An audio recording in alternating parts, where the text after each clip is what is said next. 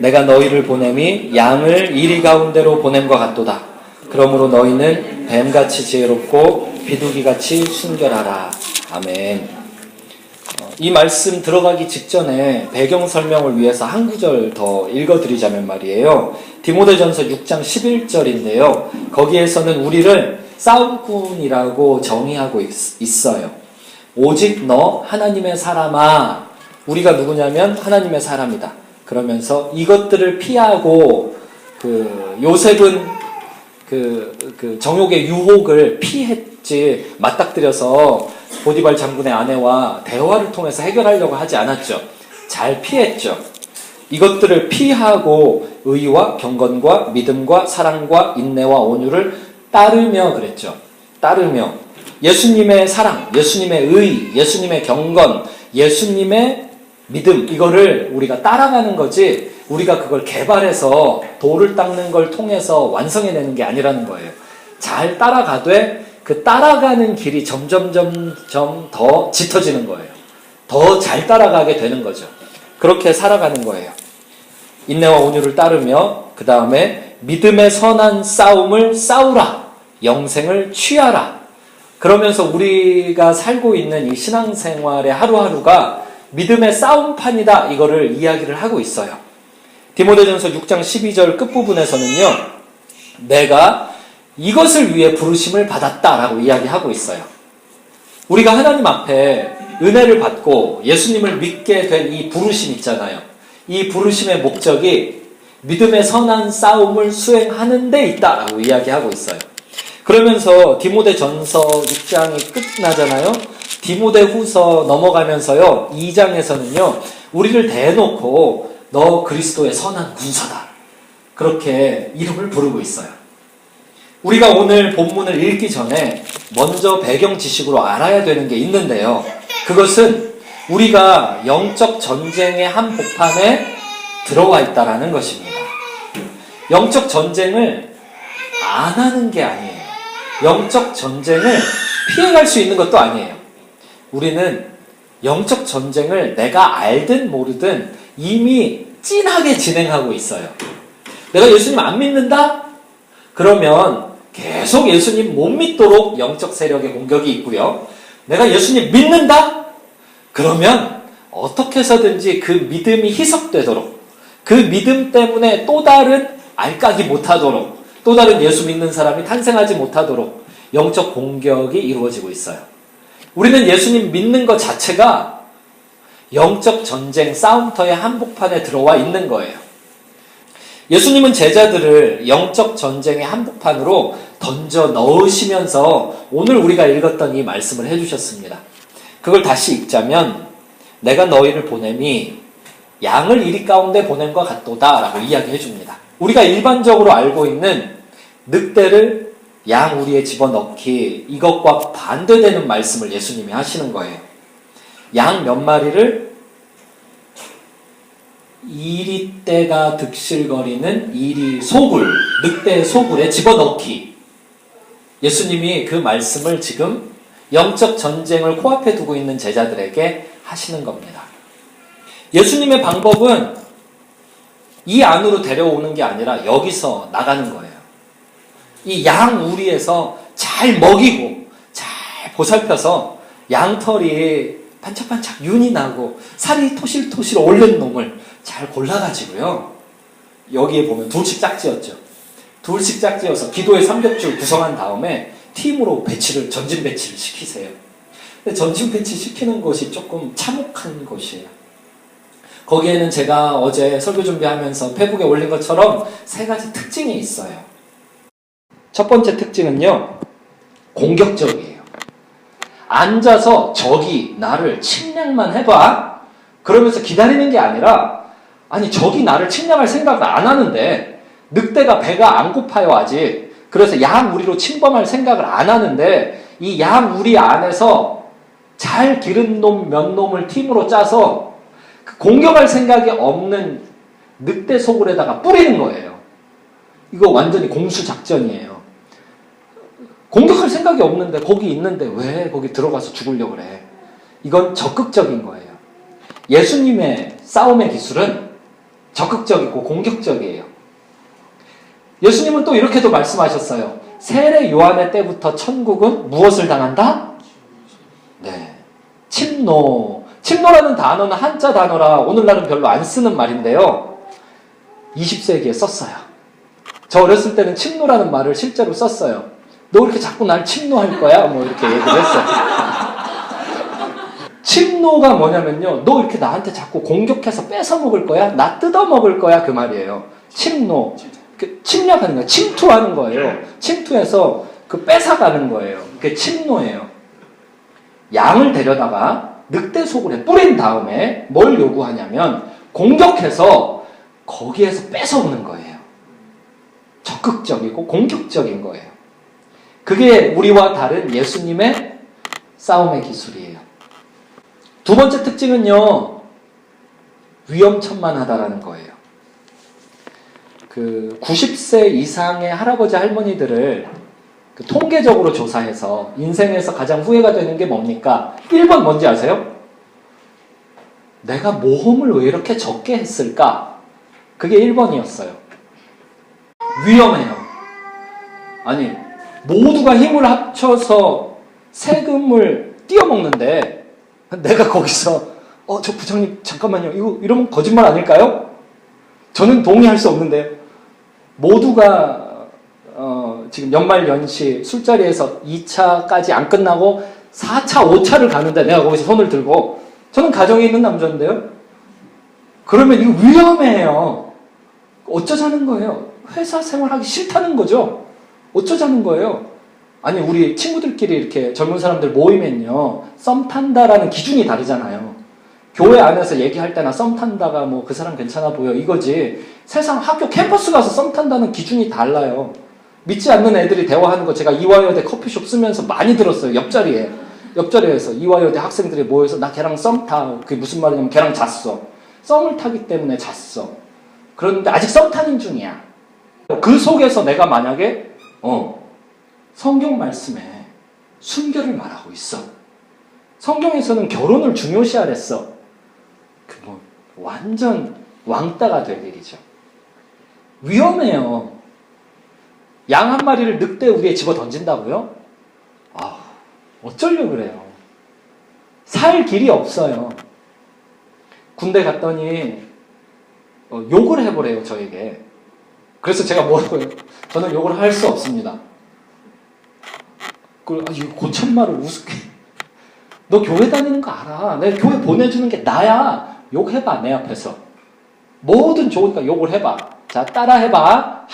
단어 한 실러블씩 주는 거예요. 그래서 제가 못 따라합니다. 저의 더 높은 사령관의 지시입니다. 못 따라합니다. 엎드려. 자 다시 따라해봐. 기회를 다시 줄게. 못하겠어요. 그래가지고 엄청 막 밟혔어요. 근데 밟히면서요. 되게 기분이 좋았어요. 나 욕 안 한다니까. 왜 안 하는 거냐. 우리의 입은 저주하라고 주신 입이 아니라 하나님의 거룩한 말씀을 전하라고 주신 입이기 때문입니다. 그것은 제 입뿐만 아니라 유병장님에게도 마찬가지입니다. 그때 이게 죽으려고 그래서 늑막염 걸릴 뻔했어요. 너무 맞아서 늑막염 걸릴 뻔했어요. 근데 그러고 나서도 1년 넘게 계속 욕해보라고. 틈만 나면 한 번만 욕해보라고. 그렇게 욕을 안 했었는데 박이성 목사님이 운동 도와준다고 어깨 운동 이거 하라고 그랬는데 그때 욕할 뻔했잖아. 너무 아파. 여기가 너무 아파. 제가 목사님 어깨 깡패를 만들어 드릴 테니까 이렇게 해보세요. 그래서 이렇게 했더니 20개 했더니 막 어깨 떨어져 나가는 거 같고 욕 나왔어요. 어쨌든 그러니 살 수가 없어요. 군생활 꼬이는 거예요. 지혜롭게 해야지. 위험해요. 세 번째 특징은요. 전략적이라는 거예요. 이렇게 전략이라는 것이 세워지려면 배고파야 돼요. 배가 부르고 내 전략이 막강하잖아요. 그래서 유병장 이리 와봐. 그럼 유병장이 막 예, 부르셨습니까? 이렇게 되면요. 전략을 구사할 필요가 없잖아요. 근데 전략을 언제 구사해야 되냐면 내가 지금 욕을 안 하면 밟혀. 그때는 전략이 필요한 거예요. 내가 2차, 3차, 4차 못 가. 근데 나는 신입사원이고 나한테 요구하는 사람은 부장님이야. 그럴 때 전략이 필요해요. 내가 양이에요. 양은 스스로를 지킬 수가 없어요. 양은 목자가 도와줘야만 자기를 지킬 수 있어요. 근데 늑대는 싸움꾼 중에 이런 싸움꾼이 어딨나?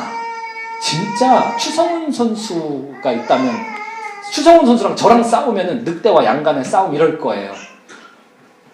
늑대를 이기는 양? 그거는 본인들이 이미 갖고 있는 거 가지고 안 돼요. 갖고 있지 않은 어떤 깊은 전략을 길어 올려야 돼요. 그래서 이 싸움은 예수님이 요구하는 싸움의 기술은 전략적이에요. 예수님은 우리를요, 영적 전쟁의 한복판으로 집어 던지실 때 말이에요, 우리한테 전략을 주셨어요. 그 전략을 예수님이 너무 직설적으로 표현한 게 오늘 이 구절이에요. 너희는 뱀같이 지혜롭고 비둘기같이 순결하라. 뱀, 비둘기. 이 둘은 물과 기름같이 사는 것. 어울리지 않아요. 근데 예수님은 이 어울리지 않는 두 개를 한 군데 집어넣으셨어요. 그리고 이것을 우리에게 전략으로 제공하셨어요. 영적 전장은 다양해요. 그런데 전략은 같아요. 뱀과 비둘기의 공존이에요. 그게 내 안에서 공존해야 돼요. 뱀의 지혜가 이쪽에 있고 또 한편에서는 비둘기의 순결이 있어야 돼요. 이 두 개가 함께 있어야 돼요. 그래야 살아요. 그래야 이겨요. 예수님이 주신 싸움의 기술의 직접적인 대목이에요. 그러면 뱀 같은 지혜, 지혜가 뭔지는 좀 대충 감이 와. 뱀 같은 지혜는 뭐냐? 이거 말씀드릴게요. 창세기 3장 1절 보면 뱀이 등장해요. 하나님이 지으신 만물 중에 뱀이 가장 간교하더라 라고 나와요. 아롱 하면서 나와요. 근데 그 앞에 남자와 여자가 벗었으나 부끄러워하지 않았다 아룸 하면서 끝나요. 그러니까 2장 끝이 아룸, 3장 첫 번째가 아롱 하면서 시작이 돼요. 그 두 가지는 서로를 이렇게 뭔가 그 문학적으로 연결하고 있어요. 히브리어 표현 자체가 그래요. 그래서 부끄럽더라와 간교하다가 뭔가를 연결하고 있어요. 남자와 여자가 죄가 없을 때는 서로가 서로를 볼 때 부끄럽지 않고 함께 빨가벗고 뛰어다니면서요, 피조세계 안에서 하나님의 일을 수행하고 있어요.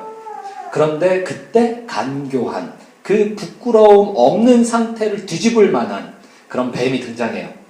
그리고 그 뱀에 대해서요, 요한계시록 12장 9절에 보면요, 옛 뱀, 곧 마귀라고도 하고 사탄이라고도 부르는 자가 어쩌고 저쩌고 이렇게 나와요. 다시 말해서 창세기 3장 1절의 그 뱀은 마귀라는 말이에요. 사탄이라는 말이에요. 구체적인 건 잘 모르겠어요. 천국 가봐야 알 것 같아요. 뱀이 기어다니는데 거기에 이 사탄이 들어가서 그거 있잖아요. 귀신 들린 뱀인지 아니면은 사탄이 분장을 뱀처럼 분장을 하고 왔던지 아니면 제3의 어떤 것인지 잘은 모르겠어요. 근데 성경은 분명히 두 가지를 창세기 3장과 요한계시록 12장을 링크를 걸고 있어요. 옛 뱀, 그거 사탄이야 라고요. 뱀 같은 지혜 하면 그러면 우리가 알 수 있는 게 뭐냐면 사탄 같은 지혜라는 걸 알 수 있어요. 술자리로 다시 돌아가 봅시다.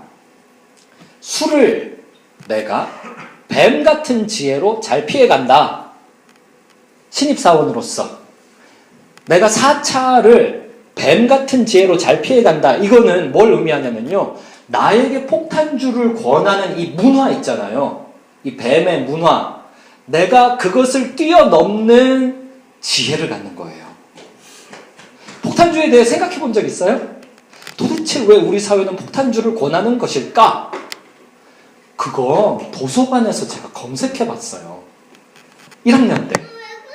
아니 무슨 신입생 MT를 갔는데 다 1시간 일찍 오라 그래서 신입생들 일찍 가봤더니 술을 괴짝으로 막 고속버스에 실는 거예요.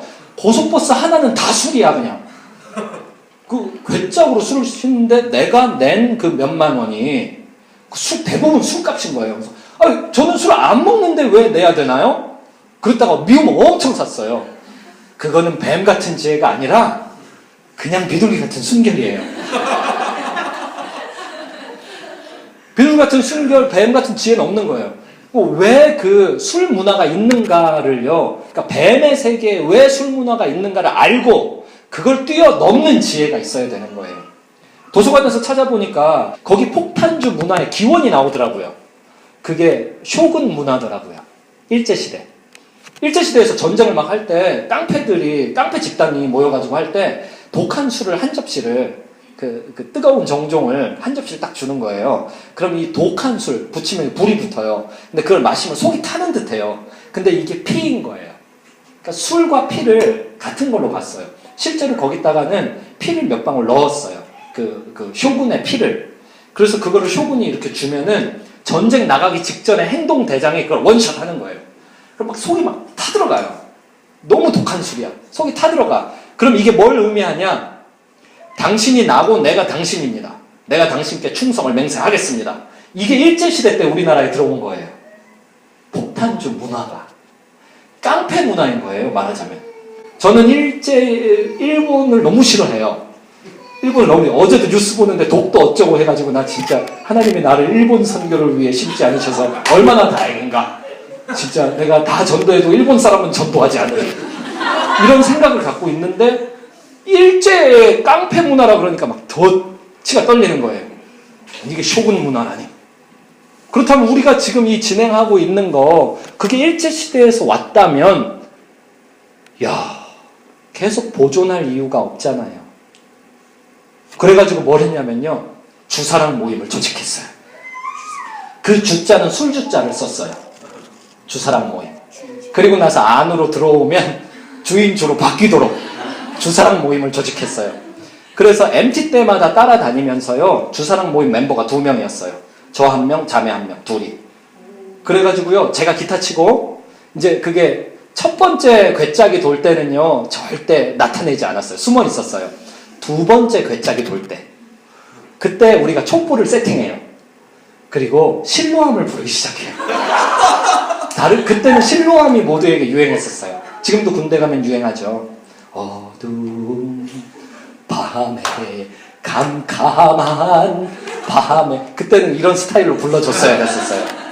그러면요 한 괴짝이 돌고 나면요 약간 기분이 좋은 상태거든요.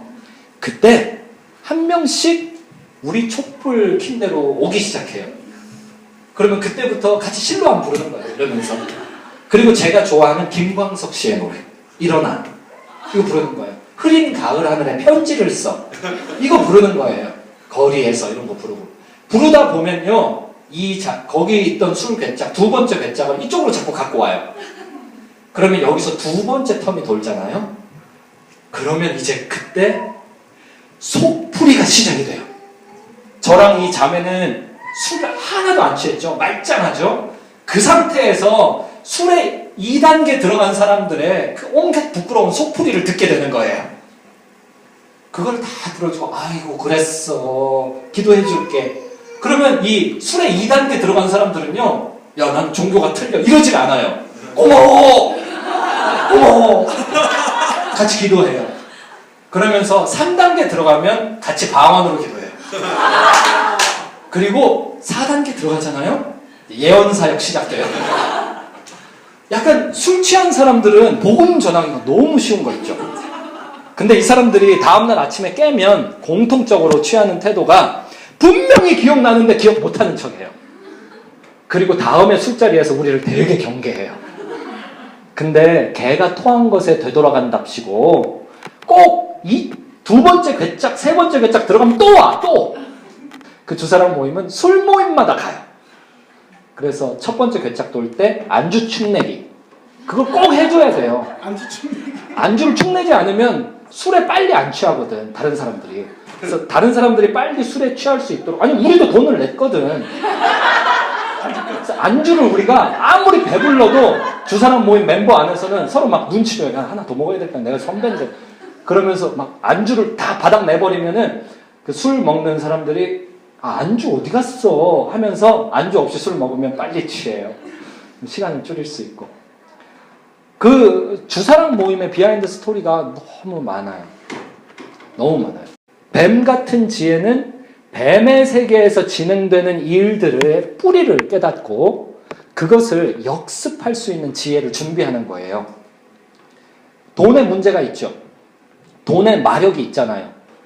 그 일만하게 뿌리가 돈이다가 아니에요. 사탄의 속임수예요. 일만하게 뿌리는 돈을 맞아요. 사랑하는 거예요. 그러면 우리가 그걸 볼 줄 알아야 돼요. 저 사람은 돈 때문에 왜 힘든가? 없으면 없어서 힘들고 있으면 있어서 힘들고 있는 자와 없는 자가 서로 피 터지게 싸우잖아요. 그래서 없는 자가 있는 자를 끌어내리고 자기가 그 자리에 가면은 이 사람이 또 그 짓을 하고. 근데 그 속에서 우리는 돈을 사랑하는 게 그 뿌리에 있구나 라는 걸 깨닫고요. 어떻게 돈을 사랑하는 마력을 피해갈 수 있는지를 또 다른 뱀의 영역을 준비하는 거예요. 저는 이것을 사기라고 부릅니다. 그런데 그냥 사기가 아니라 거룩한 사기예요. 성경에 나와 있으니까요. 비즈니스를 코카콜라는 두 나라를 빼고 다 정복했죠. 전 세계, 지구를 다. 최근에 쿠바도 코카콜라를 받아들이는 바람에 이제는 코카콜라가 들어갈 수 있는 나라 딱 하나 남았어요. 북한. 김정은 동지만 받아들이면 이제 전 세계는 코카콜라판이 되는 거예요. 우리는 코카콜라의 지혜를 가지고서 우리는 세계 정복하면 안 됩니까? 되죠. 우리 보고 에덴 동산을 지키며 경작하라고 했고 그걸 못하니까 예수님 보내주시면서 또 땅끝까지 이르러 내 증인 되라고 했으니까 결국 같은 일을 하는 거란 말이에요. 우리가 뱀 같은 지혜를 가지고요 이겨야 돼요. 뱀 이야기 하니까 저기 떠오르는 구절이 있어서 그거 어린이 예배 때 제가 얘기한 거거든요. 노뱀 사건, 민수기 21장 38년 동안 광야를 헤맸죠. 이제는 들어가려나 가나안 땅이 코앞에 있었어요. 근데 에돔 족속이 이스라엘의 친척 족속이에요. 에돔 족속이 못 가게 했어요. 그래가지고 이스라엘 족속이 엄청 힘들었어요. 관계 문제. 그래서 코앞에 있는데 못 들어가. 그런데 하나님의 말씀 가운데요. 이 안에 있는 이 이스라엘 진 안에 있는 사람 청년들이 계속 죽어나가는 거예요. 왜냐하면 출애굽 1세대를 아무도 못 들어가게 하셨거든요. 하나님이. 그게 하나님의 명령이자 약속이었어요. 출애굽 2세대만 들어갈 수 있었어요. 모세도 못 들어갔잖아요. 가뜩이나 힘든데 코앞에 두고 38년을 헤매다가 도착했는데 못 들어간다니. 그리고 나서 등 돌려서 왔던 길을 사막 한가운데로 다시 걸어 들어가야 하는 상황에서 이스라엘 백성들이 뭐라고 하나님 앞에 이야기했는지 아세요? 민수기 21장 5절 백성이 하나님과 모세를 향하여 원망하여. 모세를 원망하는 건 그렇다 치고 하나님을 함께 원망하여. 이제 막 대놓고 무서운 게 없어. 하나님 앞에서 하나님 내려와 보라 그래. 내려와. 왜? 와, 우리 앞에서 침묵을 해도 문수. 하나님 내려와. 원망하는 거예요. 그리고 나서 애굽에서 인도해내서 이 광야에서 죽게 했다. 하나님이. 그리고 이집트에는 먹을 게 많은데 하나님이 우리 먹을 거 없는 곳에 데리고 왔다. 맨날 먹는 게 하나님이 준 만나와 메추라기 먹으면서. 그러면서 하나님이 우리 굶어 죽게 했다. 지 손에 있는 만나와 메추라기 뭐야? 그 상황에서요. 민수기 21장 6절에서 하나님이 하신 일, 불뱀을 보냈어요. 이 사막에 있는 불뱀이라고 호칭되는 뱀이 한 종류가 있는데 독이 센 뱀이에요. 조그만한데 몸이 빨간색이에요. 제가 그걸 찾아봤어요. 근데 너무 예뻐요. 뱀이 너무 예뻐요. 그 빨간색, 핑크색, 약간 하얀 핑크색, 하얀색이 반복적으로 머리끝에서 발끝까지 쫙 있는데 너무 예뻐. 게다가 이 뱀이 갖고 있는 비늘 있잖아요. 그게 안쪽으로 들어가 있지 않고 하나하나가 다 바깥을 이렇게 향하고 있어요. 그래서 이 뱀 자체가 불기둥같이 생겼어요. 그리고 이 뱀은 이렇게 기어다니는 게 아니라 이렇게 기어다니다가 한 번씩 뛰어. 이렇게. 적을 만났을 때 한 번씩 뛰어서 탁 쏘고 또 기어가고 그래요. 근데 하나님이 그 불뱀을 200만 명이 지내고 있는 진에다가 쫙 뿌린 거예요. 자고 있는데 뜨끔해서 깨보니까 뱀이 팍 뛰어서 나갔어. 근데 그 뱀은 독이 강해서요. 하루 종일 온몸에 불이 붙은 것 같은 고통을 느끼다가 저녁 때쯤 죽는 거예요. 이 이 온 진 안에서 사람들이 난리가 난 거예요. 죽겠다고 난리예요. 특히 엄마 아빠는 안 물렸는데 자식들이 물린 그 텐트 안에서는 더 큰 난리가 난 거예요. 그거 어떻게 하면 좋겠어요. 그래서 백성들이 정신을 차렸어요. 와서 사정을 했어요. 하나님께 부탁해서 제발 살려달라고 얘기 좀 잘해줘요. 그랬더니 모세가 얘기했죠. 그러니까 하나님이 불뱀을 치워주기는커녕 다른 뱀을 보내셨어요. 7절 백성이 모세에게 이르러 말하되 우리가 여호와와 당신을 향하여 원망함으로 범죄하여 싸우니 이 지금 발등에 불 떨어지니까 이렇게 회개하는 거예요. 뱀들을 우리에게서 떠나게 하소서. 근데 이렇게 회개할 때 하나님이 즉시로 안 들어주시고 침묵해요. 8절 여호와께서 모세에게 이르되 불뱀을 만들어. 네? 불뱀을 만들려고요? 지금 뱀 때문에 지금 물려서 난리가 났는데 뱀을 내가 만들려고요? 만들어. 장대 위에 매달아 물린 자마다 보라고 해라. 그러면 살 것이다. 뱀 때문에 죽겠다는데 뱀을 보래. 그게 하나님의 작전이에요. 뱀 같은 지혜 말이에요. 세상 뱀에게 물려서 내가 죽겠는데 그걸 뛰어넘는 예수 그리스도의 진리를 따르는 지혜를 가지고 넘어가는 겁니다. 그거를 얘기하는 거예요. 남들이 그 PDF 파일 아티클 성에 대해, 돈에 대해, 폭탄주 문안에 대해 그런 거 2장 읽을 때 우리는 20장 읽어야 돼요. 하나님 지혜를 주옵소서. 어떻게 이 세상이 진리를 쫓게 될 것인가? 우리는 지혜를 구하면서요. 불뱀을 뛰어넘는 노뱀을 만들어야 돼요. 그리고 나서는 그건 이제 사람들이 결정할 문제예요. 그걸 높이 올린 다음에 이걸 따르라. 이걸 봐라. 이걸 해야 돼요. 우리가 여기에서 신앙생활하는 이 모범들 있죠? 이거 따라간다니까요. 우리 자녀들이. 지금 나 결혼 안 했다. 결혼 안 한 상태에서 지금 싱글 때 보내는 이 시간이 쌓여서 결혼 생활을 만들고 그것이 2세대, 3세대, 4세대 대를 물려서 진행되는 거예요. 지혜를 준비해야 돼요. 뱀 같은 지혜. 뱀같이 지혜롭고 비둘기같이 순결하라. 비둘기 하면은 제일 먼저 등장하는 게요. 창세기 8장이에요. 거기서 노아의 방주가 이제 물 위에 둥둥둥둥 떠다닐 때 이렇게 노아의 방주 뚜껑을 열고 첫 번째 까마귀를 날려보내죠. 노아의 방주는 창이 있었다 없었다? 없었다. 좋은 주일학교 나온 사람은 알죠. 창이 없었어요. 주일학교 공과 교재 보면 창이 없죠. 그림에. 뚜껑을 위로 열고 날려보냈어요. 천정 하늘만 보여.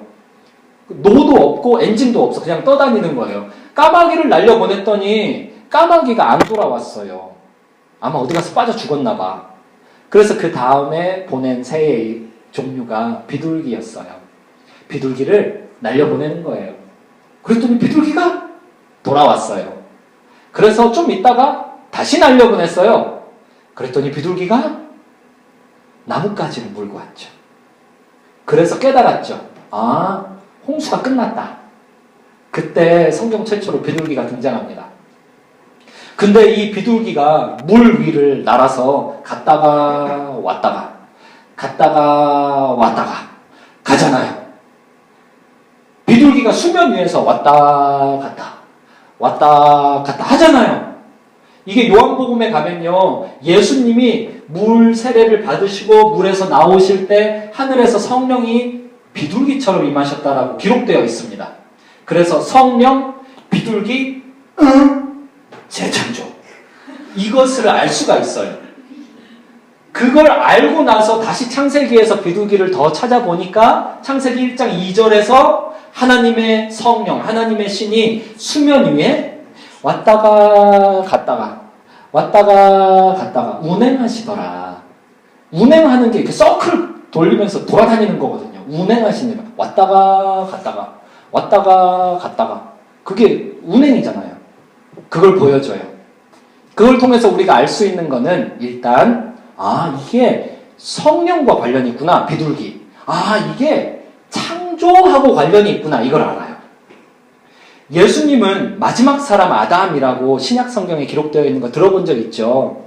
첫사람 아담은 범죄에서 죽음을 만들어냈고 마지막 사람 아담은 죄에 대한 대가를 지불하고 부활의 첫 열매가 됨으로써 우리에게 생명을 줬어요.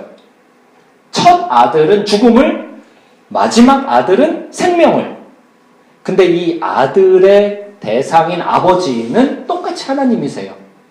하나님께서 하신 일이 아담이라는 아들을 통해서 죽게 된 거를 예수님 아들을 통해서 살리신 일이에요. 그리고 이거를 지칭하는 성경 용어가 바로 형상이에요. 하나님의 형상, 하나님 닮았다. 예수님, 하나님 닮았다. 우리는 아담 족속이에요. 죽을 수밖에 없어요. 안 죽을 놈 하나도 없어요. 하지만 예수님 믿게 되면 우리가 새로워지잖아요. 보라, 이전 것은 지나갔으니 새로워졌도다. 이걸 보고요, 신학 용어로 재창조라고 부르는 거예요. 근데 이 재창조의 약속의 징표가 바로 성령님이세요. 성령님이 바로 성령님이 바로 하나님이 우리를 재창조, 바꾸셨다. 그거의 약속의 사인이에요. 성령님. 인이에요, 인. 성령님을 품게 되면 이 사람은 구원에 대한 보증이 있는 사람이에요. 아니, 집주인이 나한테 와가지고 나가세요. 그러면 내가 딱 서랍 열고 그 임대차 계약서 딱 꺼내서 2년 아직 안 끝났어요. 그럼 집주인이 잘못했습니다. 가잖아요. 그런 거예요. 이 보증, 이게 성령님이에요. 재창조의 보증. 이 모든 것들을 하나로 상징한다면 그게 비둘기인 거예요. 비둘기는요, 재창조를 의미해요. 비둘기는요, 새로워지는 걸 의미해요. 우리가 예수님 안에서 새로워졌죠? 그런데 그 새로워진 것이 지금도 진행 중이죠. 내가 오늘도 또 예수님 앞에 나가고 내일도 또 예수님 앞에 나갈 거죠. 우리는 이것을 회개라고 불러요. 회개를 어제 했으니까 오늘도 회개하는 것, 오늘 했으니까 내일도 회개하는 것, 회개의 기준은 예수님. 예수님에게 맞나? 그러면 오케이, 이것도 회개고요. 예수님에게 맞나? 어이구, 틀렸다, 잘못했습니다, 바꿀게요, 바꿨다, 이것도 회개예요. 회개를 계속 하는 거예요.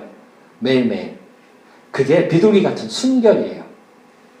비둘기가 아가서에서도 나오거든요. 아가서 1장 15절에서는요, 뭐라고 나오냐면 신부의 순결한 눈동자를 비둘기에 비유해요. 그 눈동자, 신부의 눈동자를, 이거 비둘기 눈동자야. 근데 이게 신부의 순결에 대한 상징이에요. 그 당시 키두샤라는 문화가 있었다고 12월 달에 제가 얘기한 적 있잖아요. 키두샤는 약혼을 진행한 상태에서 결혼까지 신부가 순결을 지키며 기다리는 걸 이야기해요. 그 문화가 키두샤 문화예요. 신랑이 언제 올지 몰라요. 키두샤 신부. 키두샤는요, 계속 신랑이 올 때까지 그게 며칠이 됐든 몇 년이 됐든 결혼하는 날이 반드시 와 하면서 약혼 상태에서 하염없이 기다리는 거예요. 그리고 그게 바로 결혼할 만한 사람이라는 그 태도를 증명하는 거예요. 남편이 없어도 약속만 가지고 내가 결혼을 기다린다고? 그걸 몇 년 했다고? 그럼 너는 신부의 자격이 있어. 이게 바로 키두샤 순결의 특징이에요. 그런데 성경이 신부의 순결을 비둘기에 묘사했죠? 그러므로 우리가 또 알 수 있어요. 아, 비둘기 같은 순결, 그게 영적인 신부로서의 순결이구나. 그런데 영적 신부의 순결은 결국 신랑 되신 예수님만 쳐다보는 거 아니야? 그 회개랑 일치가 되네. 날마다 예수님 쳐다보는 그게 순결이지. 그게 되는 거예요. 이 두 가지가 함께 있어야 되는 거예요. 이 시간의 끝으로 출애굽기 1장 한번 펼쳐보겠습니다. 우리는 순결해야 합니다. 하지만 동시에 세상을 잘 알아야 됩니다. 그 두 개가 겸비되어 있어야 됩니다. 성경에서는 너무 많이 지혜에 대해 이야기할 뿐만 아니라 너 지혜가 없니? 그러면 후히 주시고 꾸짖지 않는 하나님께 구해. 그러면 주실 거야. 라고까지 약속하십니다. 우리는 지혜가 있어야 합니다. 비둘기 같은 순결함은 우리의 정체성을 이야기합니다. 뱀 같은 지혜는 우리의 싸움의 방법론을 이야기합니다. 이 두 가지가 함께 있어야 우리는 세상에 가서 예수 그리스도의 깃발을 꽂을 수 있습니다. 출애굽기 1장 15절 애굽 왕이 이야기합니다. 히브리 산파 시브라에게요. 히브리 산파 노예 민족 중에서도 가장 천대받는 노파예요. 근데 이집트 왕이 직접 얘기합니다. 이거 보통 무시무시한 게 아닙니다. 직접 얘기한 게 태어날 때 아들이면 죽여라입니다. 그랬더니 17절 히브리 산파들은 하나님을 두려워해서 이거 순결입니다. 하나님을 두려워해서 왕의 명령을 이행을 안 했습니다. 이거 순결입니다. 그리스도의 신부들의 순결한 모습입니다. 우리의 정체성은 사람 죽이려고 있는 게 아니라 살리려고 있는 정체성이기 때문에 왕의 명령이 죽이라고 해도 우리는 죽일 수 없습니다. 그래서 순결을 지켰습니다. 죽이지 않았습니다. 그랬더니 18절 이제 본인들이 죽게 생겼습니다. 지혜가 필요한 순간입니다. 애굽 왕이 산파를 불러 그들에게 이르되 너희가 어찌하여 이같이 남자 아기들을 살렸느냐. 지혜가 필요한 순간입니다. 그 지혜가 필요한 순간에 19절 함께 읽습니다. 시작. 산파가 바로에게 대답하되 히브리 여인은 애굽 여인과 같지 아니하고 건장하여 산파가 그들에게 이르기 전에 해산하였더이다. 아멘. 만약 히브리 산파들이 이렇게 안 나오고 왕 앞에 가가지고 한번 옳고 그름을 따져봅시다 라고 했다면 잘못된 루트로 갔기 때문에 죽었을 것입니다. 만약 히브리 산파들이 왕 앞에 가서 죽으면 죽으리이다. 제가 하나님을 경외하는데 어떻게 죽입니까? 왕의 뜻이 잘못됐습니다. 그러면 죽었을 것입니다. 히브리 산파들의 이야기에는 거짓말이 없습니다. 하지만 왕의 노여움을 굉장히 지혜롭게 뱀처럼 피해갔습니다. 나 때문이 아니에요. 아유, 열심히 뛰어갔는데 애가 태어난다고 아유 기다려 하고 왕의 명령을 수행하려고 내가 막 뛰어갔는데 아이고 태어났네. 죽일 때가 지났네. 태어나버렸어. 내가 필요치 않게 됐어. 그런데 어떻게 제가 죽이겠습니까? 왕도 정치적으로 지금 어렵잖아요. 저도요 왕의 정치적인 어려움을 잘 안다고요. 그래서 딱 태어났을 때 몰래 죽이려고 했는데 가보니 이미 태어나서 안고 있는데 제가 할 수 있는 게 없지 않습니까? 왕의 두려움은 히브리 백성들이 건강한 거예요. 그리고 이 히브리 산파는 그 두려움을 이용한 거고요.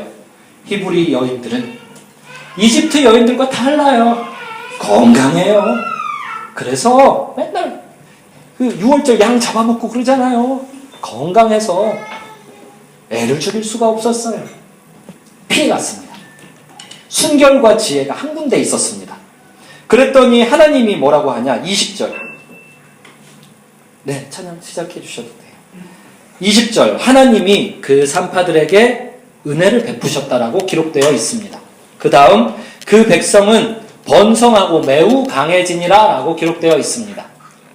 우리에게 비둘기 같은 순결과 뱀 같은 지혜가 함께 작용하면 같은 일이 일어날 것입니다.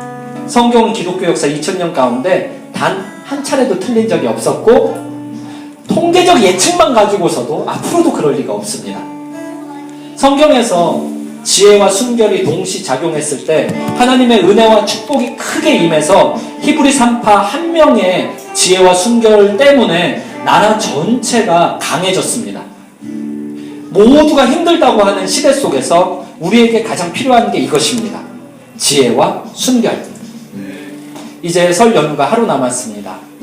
새해의 본격적인 시작입니다. 이제 씨를 뿌리러 나가야 됩니다. 그때 우리가 지혜와 순결을 겸비하여야 하겠습니다. 기도하겠습니다.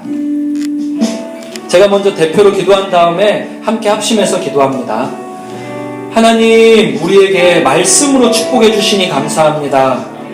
아버지, 이제 곧 봄입니다.